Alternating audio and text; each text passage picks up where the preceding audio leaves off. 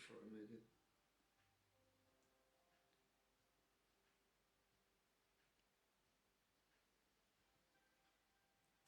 See? All right. So, familia, I'm here with my journal. This is something that is very intimate to me. And the reason why I'm making this video without my t-shirt on, it's not just because I'm hot, but because I've made a decision over the last days, which is to, as soon as I get something into my head, an idea of something that I want to create, I want to create it faster because I realize that these ideas just go and the next day they don't feel the same. And the amount of pages of things that I want to share that are in here it's just getting big and big. So this is a lesson. It's something that I wanted to share on Friday. Today it's Monday, and there's three big lessons that I've learned over the past few weeks. Or that I've integrated very well over the past few weeks that have taken me a long time of constantly pushing myself in my fitness. Basically, everything that I do in my life is treating my body as a tool for what I call power. It's treating my body as a tool to transform my reality. It's about taking care of the vehicle that I'm in. Okay, this is my commitment to myself. Now, I'm gonna show you in the next minutes three of the best lessons that I've learned. One of them I've called it advice from a bodybuilder. The second one is the games of the mind and catching yourself early, and the third one is being the snail saver. Yeah, these are the names that I'm giving it. Advice from a bodybuilder. When I got here in September earlier this year, and me and my girl we lived in like a shithole that was literally underground, had like a fucking little window. My girl had everything was a mess. She's laughing now. It was shit, guys. Whenever we were there, I signed up to a gym with some friends, and I would go to the gym almost every day. And one of the days I go, and I see this guy who's just got the physique that I want, and or even more than what I knew I could achieve, but just a gorgeous physique. And I approach the guy, and I'm like, "Hey, man, I need help. I mean, what do you know that I don't know?" And he's like, "No, man, nothing. I mean, it's just consistency." I'm like, "What do you mean just consistency? I'm here every fucking day. It's not just consistency. I mean, what is it other than consistency? I know there's no secrets, no shortcuts, but what tip or advice can you give me that with consistency will help me potentially get to where you're at or further?" And he said, "Look, man, I've been doing the same thing 14 years. I've been focusing with bodybuilding only 14 years." And he didn't have like the big pro Olympia, Mr. Olympia bodybuilder physique. He had just a very strong physique. And I was like, that's it? This motherfucker picked something that he liked. I'm sorry for calling him motherfucker. This guy picked something that he liked and he just stuck to it for 14 years. I am going to apply this thing for everything in my life. So this is the first thing that I learned. In my pursuit of achieving my potential, the only thing that I could stick to forever was running and lifting. And so since then, I've committed myself to pushing and running and lifting.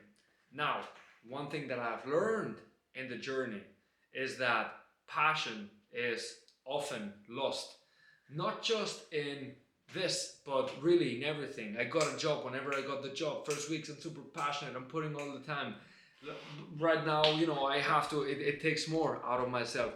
Relationship, first week, wanna go on a date every day, wanna do, have sex every single day, wanna, yes, my love. It's just different. You gotta work for that. Just getting nervous. You gotta work for that passion. It's something you have to maintain. It's lost. Cooking, you may have the best ice cream one day of your life. You keep eating it every day, you may as well just lose it. Running and lifting, there's things that I've committed myself to. I've realized that with time, passion changes. It changes. There's a moment where it changes, and what I've had to grab myself onto has been different than passion. It's had to be the commitment, and I've realized that in many areas of life, as soon as the passion is lost, I or as soon as things get hard, I have chosen to sabotage myself and get to these moments of what I think it's like, oh, I just got to clarity, right? Like I will smoke weed and I'll feel like, oh, I feel like I need to treat myself differently, and I'll stop running and lifting. Or I'll smoke some weed and I'll be like, oof, I feel like I need to get out of coaching, and I need to get out of the entrepreneurial lane, and I need to, you know, make some money, and I'll just drop it. Or I'll go to Egypt and I'll spend 30 days there, and then I'll be like, you know what, I no longer want to do finish my master's in engineering, because I don't like the idea of being an engineer. I want to do something different. I want to be an entrepreneur, and I'm gonna drop it. And for many things in my life, I've gotten to the point of building up that tension because I commit, and when passion is lost and tension is still built, then I just drop it.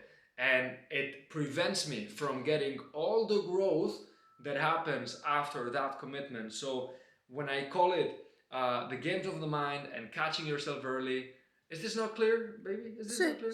Okay. When I call it the games of the mind and catching yourself early, is about identifying, being aware, potentially even journaling of the different patterns that you have in life. In which moments do you fall short? In which moments do you let go of the weight, or you no longer want the weight of the responsibility of the commitments that you've made? And seeing when that happens, how you sabotage yourself, and making sure that the next time you get to that point, you push through it and you make it to the next level despite of yourself. So because we don't want to bear with that responsibility. So that's the second one. And the last one is saving all the snails before the zombies come up. Guys, this is because I was running the other day, and I've been running every single day in the morning. I have run, okay baby, how much have I run? What is it? 400? No, 392? Yes, so over the last 23 days, and I haven't even noticed, guys, I have run 392 kilometers. Here I am, day 24, just going for it, you know, and I haven't even noticed. I'm having so much fun. I'm in the morning, I'm running, I'm just saving snails, because I go through the road and there's these snails that just come in the middle, and what happens? No, they don't do this, you know, I don't know how to do it, but they don't walk. But these snails, they just fucking come and they get what? Crushed. When? When most people come.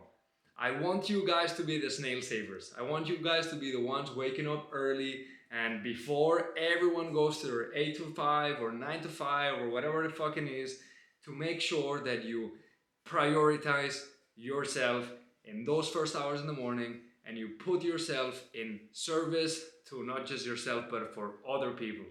Go get those snails, go save some people before everyone else just comes and wants to get them. Whatever you have and whatever you want, other people want to get it for you, you better go for it. So that's what it fucking is. And actually I have a nice writing here. This is something, Paula, that you told me the other day that I thought was very fun. We were in the gym training together, and we were looking at the guy who was very big, and I was like, wow, look at this guy. And Paula said, he's just here because he doesn't want to be forgotten. And I thought, isn't that what we all do? So, so I thought it was a beautiful sentence. We do not want to be forgotten. Be the snail saver. My girl is looking at me like I'm crazy. No. What are you saying? No. She's like, I don't remember. You don't remember? She fucking said that. Anyways, a kiss for everyone. Let's go run.